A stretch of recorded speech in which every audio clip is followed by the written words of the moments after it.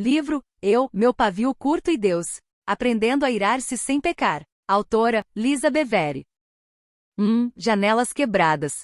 O ano era 1988, e John e eu estávamos bem no meio de uma discussão acalorada. A propósito, tão acalorada que eu tinha parado de falar. Depois de fechar a boca com medo de que a situação fugisse ao controle, dei as costas para John e fui secar a louça freneticamente. Senti a temperatura subir enquanto minha respiração se tornava cada vez mais ofegante, algo parecido com o que havia acontecido quando entrei em trabalho de parto. Precisava manter o controle. Não podia permitir que a torrente escaldante de palavras enfurecidas jorrasse, de forma incontida, de meus lábios e afogasse meu marido, por mais que eu estivesse chateada com ele. No entanto, John viu meu silêncio repentino de outra forma. Ele imaginou que eu estivesse fazendo a temida greve de silêncio. Por isso, tentou puxar assunto de várias maneiras. E como eu não esbocei reação, ele recorreu à provocação. E de repente a coisa toda funcionou. Olhei para o prato em minhas mãos. Era um prato de salada inquebrável. E como que em câmera lenta, voltei-me em um movimento parecido com o de atletas arremessadores de disco e lancei o prato. Não havia como voltar atrás. O prato já estava no ar, seguindo sua trajetória em direção à cabeça de meu marido. John se desviou dele e escapou de uma possível decapitação. O prato fez um arco, passou muito além do balcão da cozinha, onde John estava parado, estarrecido, e prosseguiu em um voo estável sobre toda a extensão da sala. Para meu espanto, parecia estar ganhando velocidade. Eu não sabia nem mesmo atirar um disco de frisbee. Como havia conseguido fazer um prato voar com tamanha perfeição? O som de vidro se estilhaçando me trouxe de volta à realidade. Incrédula, fiquei olhando para a janela da sala, que agora era apenas uma moldura à qual se apegavam alguns cacos. A parte inferior, com a tela, estava intacta. O prato havia despedaçado a parte superior de vidro. Houve um momento de silêncio enquanto John e eu olhávamos perplexos para a janela. John foi o primeiro a falar. Não acredito que você jogou um prato em mim. Eu também não acreditava no que havia feito. Mas era verdade e não tinha como voltar atrás. Com todo cuidado, nós dois nos aproximamos da janela, sentindo o vento frio de inverno entrar em nosso apartamento situado no segundo andar. Lá embaixo na grama havia um prato branco. Eu vou buscar, murmurei. Calcei os sapatos e abri a porta com cuidado, na esperança de que os vizinhos não tivessem ouvido meu acesso de raiva.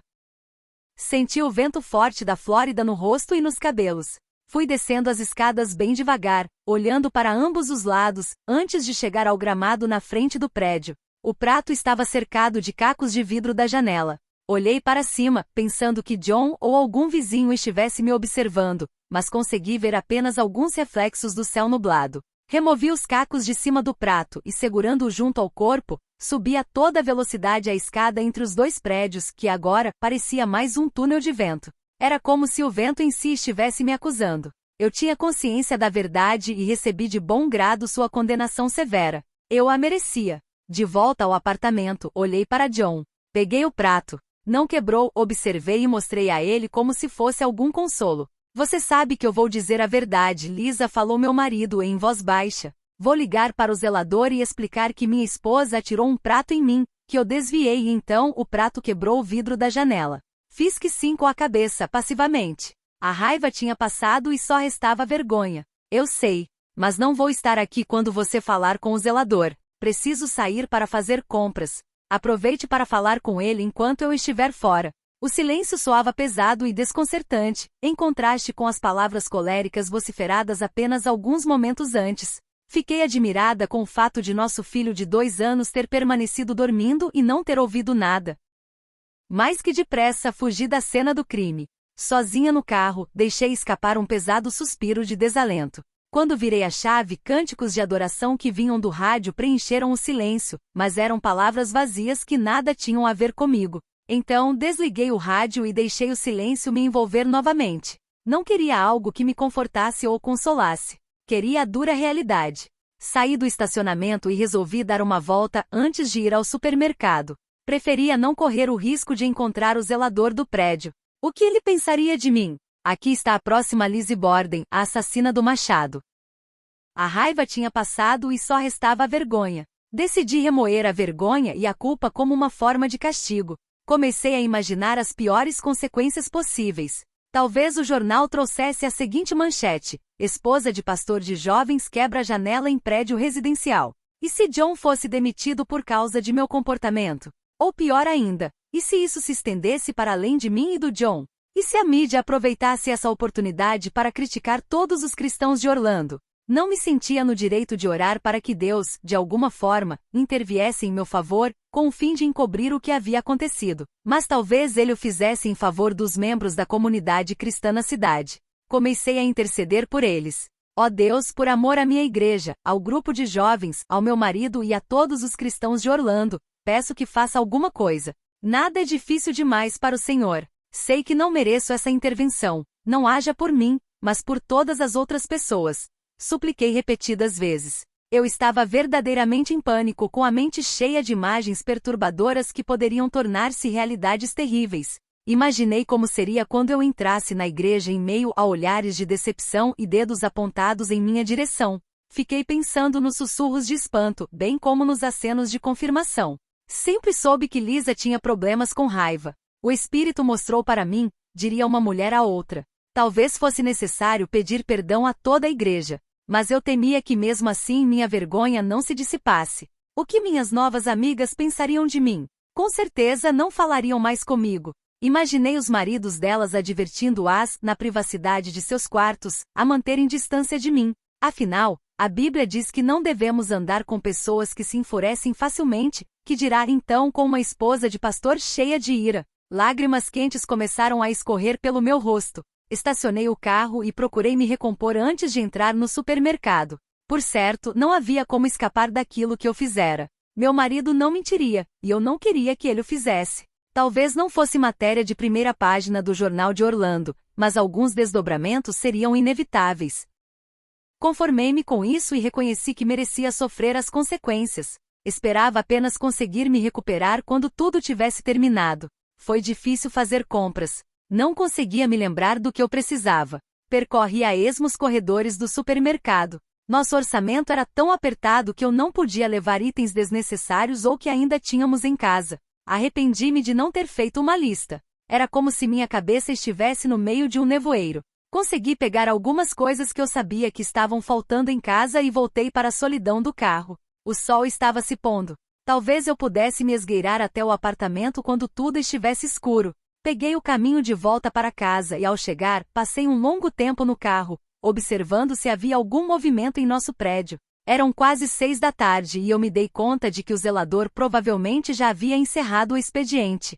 Peguei as sacolas de compras e subi as escadas. Bati a porta, vi que não estava trancada e entrei. De imediato, vi o pedaço de plástico que cobria o buraco da janela. Movia-se para frente e para trás com o vento, como se estivesse respirando. Procurei John, temendo que ele poderia contar, mas ainda assim, me sentia pronta para ouvir. O que ele disse? Perguntei, um tanto hesitante.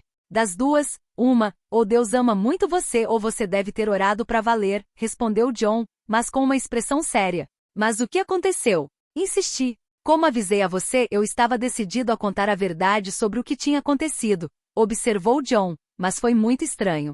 Quando o zelador chegou, Addison o recebeu na porta. O rapaz foi até o sofá e o afastou da janela. Perguntou o que havia acontecido e depois se curvou e levantou a mão. Nem precisa responder, disse ele, segurando um carrinho de metal do nosso filho. Eu também tenho um filho de 2 anos. Vamos colocar outro vidro amanhã, sem custo. Comecei a falar, mas ele me interrompeu. Não se preocupe. Essas coisas acontecem. Vou fechar com um plástico para não entrar nenhum inseto. E foi embora. Acho que estava com pressa de ir para casa. Sentei-me em choque. Será que Deus tinha feito isso por mim? Não. Era por todos os outros motivos. Qualquer que fosse a explicação, esse era o fim da história. Meu filho de 2 anos levou a culpa pela janela quebrada. Comecei a sentir o peso da vergonha ser retirado de meus ombros. Não sabia se devia rir ou chorar de alívio. Nenhum de meus medos se havia concretizado. Pedi perdão novamente a meu marido. Mas tenho de reconhecer que naquela noite, deitada na cama, perguntei-me por que Deus havia encoberto minha culpa se nem mesmo meu marido se mostrará disposto a fazê-lo. Afinal, John não devia ter me provocado. Eu não tinha o hábito de sair por aí quebrando janelas todos os dias. Tinha sido um episódio isolado.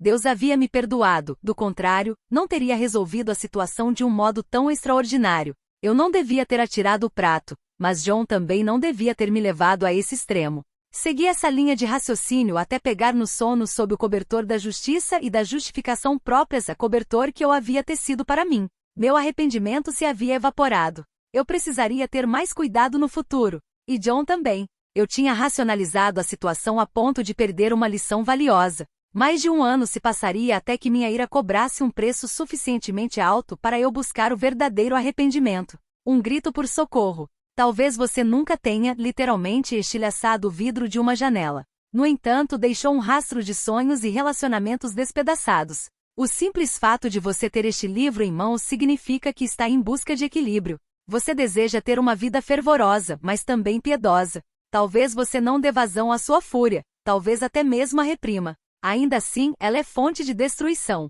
Nesse caso, de autodestruição. Talvez todas as janelas de sua casa lhe pareçam estilhaçadas. Tijolos de raiva foram atirados e ventos gélidos sopraram e apagaram seu fervor e sua esperança. Tenho fé de que você pode encontrar a cura. A ira em si não é errada, mas a raiva e a fúria intensificam até ela se tornar destrutiva. A ira em si não é errada, mas a raiva e a fúria intensificam até ela se tornar destrutiva. É na sombra e na vergonha da destruição que clamamos por socorro. Peço a Deus que, de algum modo, você aprenda com meus erros e cresça em seus relacionamentos, primeiro com Deus e depois com as outras pessoas. Pai Celestial, eu me dirijo ao Senhor no precioso nome de Jesus. Restaure as janelas despedaçadas de minha vida. Tenho mais interesse na verdade do que nas aparências. Eu quero que a luz de sua palavra brilhe em meu coração e me sonde. Quero a verdade no mais profundo de meu ser. Quero viver livre de culpa e vergonha. Senhor, instrua-me em seus caminhos para que eu ande neles. Derrame seu amor que cobre os pecados. Dê-me o poder de sua graça para que eu me sujeite às verdades que me libertarão e permitirão que o Senhor seja glorificado em todas as áreas de minha vida. 2. Quando você ficar irada, não peque. A primeira parte de Efésios 4:26 não traz nada de desafiador. Fiquem irados, N.A. A maioria de nós não tem dificuldade de ficar irada. Acontece sem aviso. Alguém nos corta no trânsito, exclamamos algo sem pensar e não temos mais como apagar nossas palavras. Falaremos mais a esse respeito adiante. A princípio, esse versículo parece contraditório. É evidente que nos dá permissão para sentirmos ira. Fiquem irados. Não há nem mesmo uma condição como, se for absolutamente necessário que fiquem irados, então tudo bem. É apenas uma constatação, fiquem irados. O versículo parece validar a experiência de ira e garantir que haverá momentos em que ficaremos irados, mas também diz que nessas horas, não devemos pecar. A ira como emoção. Deus nos dá permissão para nos irarmos. Ele conhece a capacidade inata do ser humano de se irar e a compreende. É uma emoção, e ele a conhece. Podemos observá-la tanto no choro frustrado do bebê recém-nascido como no clamor do patriota por justiça. É ouvida e reconhecida nas lágrimas de pais aflitos com a morte de um filho e no tremor silencioso de um avô enlutado. A ira é uma emoção humana tão válida quanto a alegria, a tristeza, a fé e o medo. Fiquem irados. Não é errado sentirmos ira. Até mesmo Deus fica irado. Aliás, isso acontece com frequência. Ele se zangou repetidas vezes com seu povo escolhido. O Antigo Testamento registra centenas de referências à ira divina voltada contra Israel e outras nações. Quando reprimimos uma emoção porque não a consideramos válida, cedo ou tarde voltamos a expressá-la de forma inadequada. Em contrapartida, quando uma emoção se manifesta sem comedimento, não tarda a se fazer acompanhar pelo pecado. O próprio Deus valida a ira humana. No entanto, a maioria de nós nem sequer compreende a ira. Será que significa atirar coisas nas pessoas queridas e gritar com elas? Ou guardar rancor porque alguém nos traiu? Não. Esses são exemplos de expressões inadequadas de ira. Há uma linha tênue entre ira e pecado. A ira, de acordo com o dicionário, pode ser definida como descontentamento intenso, geralmente temporário, sem especificar a forma de expressão. Deus nos dá permissão para nos irarmos. Não é errado sentir profundo e intenso descontentamento em relação a um acontecimento ou às ações de alguém. O descontentamento abrange desaprovação, desgosto e aborrecimento, sentimentos presentes em todos nós e que podem ser ocorrências cotidianas. Essa definição de ira não fornece um canal ou uma forma específica de expressão. Creio que isso se deve ao fato de que há diversas reações e atitudes apropriadas diante da ofensa que provoca ira. As reações também podem variar de acordo com fatores individuais como idade, personalidade, situação e lugar. Espera-se muito mais de um adulto em público do que de uma criança pequena. De modo semelhante, espera-se muito mais de alguém que ocupa um cargo de autoridade ou liderança. Figuras de autoridade não devem usar seu cargo para expressar livremente as emoções ou para alcançar seus próprios objetivos. É importante se distanciarem de toda ofensa pessoal por tempo suficiente para que se conscientizem de como isso pode afetar outras pessoas que se encontram debaixo de seus cuidados ou de sua direção. Por exemplo, quando eu era uma jovem solteira e não cristã, fazia questão de expressar minha opinião a respeito de motoristas que me exasperavam no trânsito. Fornecia uma avaliação de sua habilidade na direção, recheada por uma série de palavras explicitamente indecorosas. Então, eu me tornei cristã e aprendi que minhas palavras têm o poder de abençoar ou de amaldiçoar outras pessoas. Além disso, tive a experiência de pegar carona com uma motorista piedosa que, a certa altura, levou uma cortada. Fiquei observando pelo canto do olho para ver qual seria sua reação. Ela não soltou nenhum palavrão, nem mesmo franziu a testa. Em vez disso, sorriu gentilmente e, com um gesto, esboçou um convite para que o outro motorista a cortasse novamente. Voltou-se para mim e comentou: é melhor lançar uma semente de bondade. Quando reprimimos uma emoção porque não a consideramos válida, cedo ou tarde a expressamos de forma inadequada. Procurei, de imediato, imitar seu comportamento. Quer dizer, pelo menos parei de usar palavrões e gritar pela janela aberta. Ainda rangia os dentes e dizia algo como: vamos, querida. Não estou com todo o tempo do mundo. Que tal sair da frente? Não vai machucar você. Eu também tinha o hábito de buzinar de forma instrutiva, por preocupação com a segurança alheia, claro. Então, casei-me e tive filhos. Não me sentia mais à vontade para dizer coisas a pessoas que não podiam me ouvir de dentro de seus carros, especialmente quando eu via meus lindos filhos fazerem o mesmo. Eles tomavam o partido da mãe diante de motoristas imprudentes. Faziam cara feia, gritavam do banco de trás e olhavam para mim, em busca de aprovação. Perguntavam com ar de triunfo: esse cara precisa aprender a dirigir, né, mãe? Opa! Eu tinha de encontrar outras formas de expressar meu desagrado, pois agora ele afetava e influenciava outras pessoas. Meus filhos estavam me imitando, e eu não desfrutava mais o privilégio de gritar com desconhecidos, supondo que, para começar, esse fosse um privilégio legítimo. Por uma questão de segurança e sanidade dos meus filhos no futuro, eu precisava dar um exemplo de descontentamento construtivo.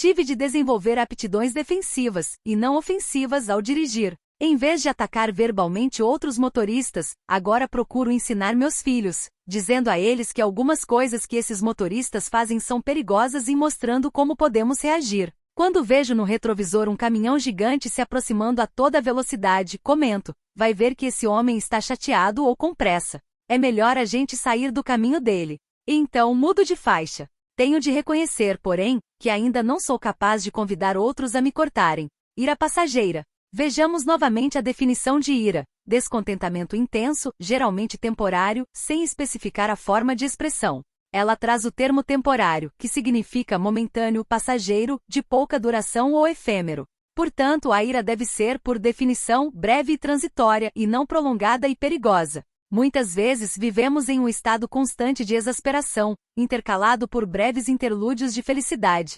Deus nos dá exemplos do tipo saudável de ira, pois a sua ira dura um instante, mas o seu favor dura a vida toda. Salmos 35. A proporção entre ira e favor é muito pequena. De acordo com Davi, a ira de Deus dura apenas um instante. Davi sabia do que estava falando. Ele havia experimentado pessoalmente a ira divina. Ele perdeu seu filho quando a ira do Senhor se acendeu contra seus pecados secretos de adultério e homicídio. Davi poderia ter ficado amargurado com Deus, considerando que a ira divina duraria a vida toda, enquanto seu favor é momentâneo. Acaso a espada não tinha estado continuamente sobre sua casa? Mas, ao contrário, Davi vislumbrou o caráter e a natureza de Deus. E por meio de seu arrependimento, apegou-se à bondade e à misericórdia divinas. Deus, em sua ira, pode temporariamente esconder seu rosto, mas ele o faz por decisão própria, e não por rejeição. Ele compreende nossa necessidade de voltar os olhos em outra direção ou nos afastar da fonte de descontentamento a fim de evitar uma expressão destrutiva de ira. Não nos afastamos de outros para castigá-los, distanciamo-nos para que as brasas de nossa ira arrefeçam e a razão possa voltar a governar nosso coração.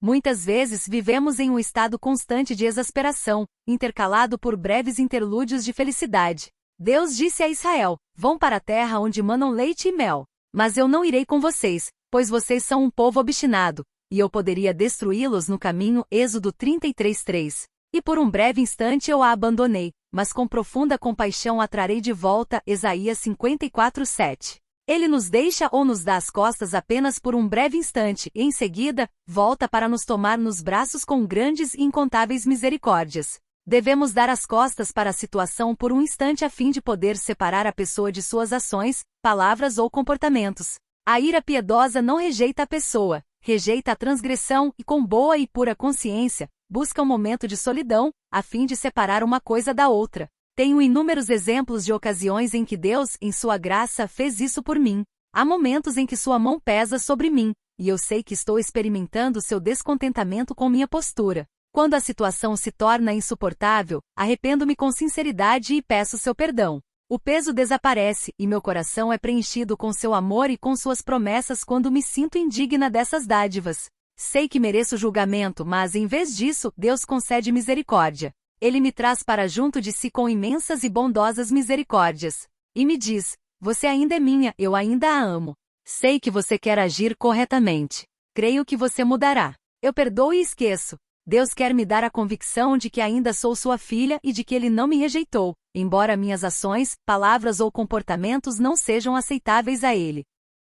Devemos dar as costas para a situação por um instante a fim de poder separar a pessoa de suas ações, palavras ou comportamentos. Vale a pena observar novamente: quando nos iramos, nossa primeira reação deve ser dar as costas, mental ou fisicamente, para a situação por um instante, a fim de poder separar a transgressão do transgressor. A boa e velha regra de contar até 10 é válida, mas, com frequência, não é tempo suficiente. Uma vez que nos retiramos temporariamente do conflito, temos de perguntar: o que está me aborrecendo? O que está realmente acontecendo em meu íntimo? Preciso separar algum tempo para responder a essas perguntas? Isso nos remete à segunda parte do versículo de Efésios com o qual começamos este capítulo. Fiquem irados e não pequem. Não deixem que o sol se ponha sobre a ira de vocês. Efésios 4:26, NA. A ideia de que a ira é passageira também corresponde à admoestação de Deus, que em outra versão, diz: apaziguem a sua ira antes que o sol se ponha. Não se trata de um problema com a escuridão. Todas nós já ficamos chateadas depois do pôr do sol porque continuamos acordadas por longas horas na madrugada. Creio que o pôr do sol se refere ao fim do dia ou ao término de um período apropriado. Quando a ira excede o estágio passageiro ou transitório, avança rumo ao patamar destrutivo da raiva pecaminosa. Tempo e ira estão interligados. Quanto mais tempo uma ofensa permanece sem solução, mais arraigada se torna. O coração se transforma em uma estufa para a raiz da amargura. No capítulo seguinte abordaremos os perigos de nos deitarmos com nossa ofensa.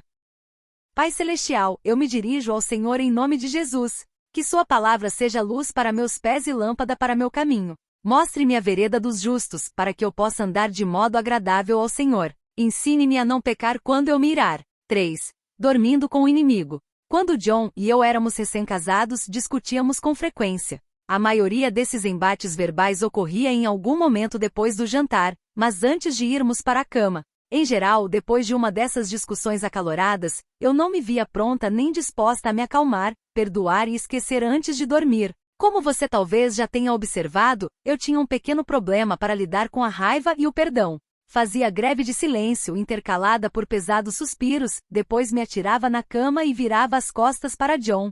Mas eu me posicionava tão perto da beirada de nossa cama queen size que meus joelhos ficavam para fora. Queria ter certeza de que nenhuma parte de meu corpo encostaria nele. Depois de alguns minutos de silêncio mortal, em que eu me ajeitava exageradamente, John costumava dizer: deixa disso, Lisa. Vamos orar. Eu posso orar sozinha. Muito obrigada, bufava eu em resposta sem me voltar para ele. Seguia-se mais um tempo de silêncio no qual eu fingia estar dormindo. Às vezes John também permanecia deitado em silêncio. Outras vezes, ele saía do quarto e depois voltava para resmungar e se revirar na cama. Então, de repente, ele saltava da cama como um super-herói. Acendia as luzes e arrancava o edredom de cima de mim. Não vamos deixar o sol se pôr sobre nossa ira, anunciava ele com autoridade. Eu já havia passado por isso muitas noites antes. O sol já se pôs. Devolva as cobertas. E eu puxava o edredom da mão dele. Não, retrucava John. Nós precisamos orar. Então, entrávamos em um cabo de guerra com o edredom. Por fim, John me vencia pela exaustão, e eu orava de má vontade e com o coração endurecido, algo do tipo: perdoo meu marido como um ato de fé, pois quero que ele pare de me atormentar e me deixe dormir. No dia seguinte, John acordava feliz e descansado, enquanto eu acordava exausta e mal-humorada. Ficava com raiva porque ele tinha dormido bem, e eu não. Eu não dormia bem porque ainda estava cheia de ira. Com ou sem oração, eu não sabia como renunciar à minha ira até sentir que a outra pessoa fora suficientemente castigada ou que meu lado da discussão tivesse sido adequadamente verbalizado e compreendido. Eu também precisava de garantias que eu considerasse satisfatórias, de que o delito não se repetiria. Por vezes eu cobrava algum tipo de penalidade, penitência ou promessa. A esta altura já deve estar claro porque aquele breve período entre o jantar e a hora de dormir não era suficiente para completar satisfatoriamente esse processo. Como uma mulher em um daqueles duelos de faroeste antigo, eu ia dormir sem ter acertado as contas. Ainda havia uma dívida a ser paga. Antes de irmos para nossos trabalhos pela manhã, também não havia tempo suficiente. Em geral, eu ainda estava em modo zumbi. Por entre pálpebras pesadas, eu lançava olhares fascantes para meu marido feliz e seguia cambaleante até o chuveiro, na esperança de melhorar minha disposição com um banho. Depois, quando ia tomar café, eu dava continuidade àquela greve de silêncio e acrescentava alguns suspiros devidamente calculados, caso John não estivesse percebendo o meu desagrado. Por fim, ele entendia. Aconteceu alguma coisa, meu amor? Perguntava ele. Sim, respondia eu, em voz baixa. Pensei que tínhamos resolvido tudo ontem à noite. Não resolvemos nada. Só queria que você parasse de me irritar e me deixasse dormir, retrucava eu, com raiva. Preciso ir trabalhar. Batendo o pé com uma determinação renovada, eu subi as escadas. Retomaríamos a discussão depois do trabalho. Eu teria o dia inteiro para pensar nos argumentos que usaria à noite. Quando chegávamos em casa, sempre tínhamos outro desentendimento, dessa vez acrescido da briga da noite anterior e possivelmente da noite antes daquela e da outra noite. E assim por diante. Uma vez que eu não resolvia a ira em relação a meu marido, sentia-me perpetuamente ofendida. Estava sempre chateada ou pronta para ficar chateada. Uma vez que eu não resolvia a ira em relação a meu marido, sentia-me perpetuamente ofendida. Saiba quando abrir mão. Uma parte importante de você estar irada e não pecar é reconhecer o momento de abrir mão da ira. Perpetuar a ira prolonga o pecado, que por sua vez estende o rancor, intensificando, assim, a reação de ira. Deixamos de tratar de uma ocorrência que causou descontentamento e passamos a lidar com o acúmulo de incontáveis infrações cometidas contra nós. Somos repetidas vezes atingidas pela mesma ofensa até que a situação deixa de ser apenas uma lesão e se torna uma ferida de punhalada múltipla. Fim do livro à mostra. Adquira o livro completo. Link na descrição do vídeo.